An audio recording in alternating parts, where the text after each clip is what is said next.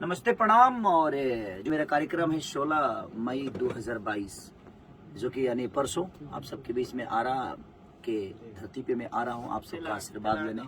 तिलाड़ गांव पीरो के बगल में है वो। और हमारे दूल्हा सरकार देखिए यही है हमारे पंकज राय जी जिनके तिलक समारोह में हम लोग आ रहे हैं।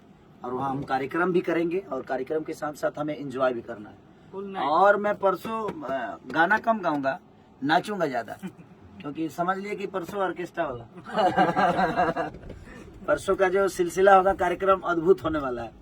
तो हमारे कृष्णा बेदर्दी जी, हमारे अभय बाबा जो कि हम सबके बड़े भाई हैं, गर्जियन है, सोनू है, और हमारे पीछे पवन पांडे जी बैठे हुए हैं अभी जो कि प्यारे बड़े भाई हैं, ये नवरत्न बाबा, नवरत्न पांडे जी, और सब लोग आप सबसे मिलने के लिए हम लोग आ रहे हैं परसों तिलाड़ गांव पीरो के बगल में आरा की धरती पे।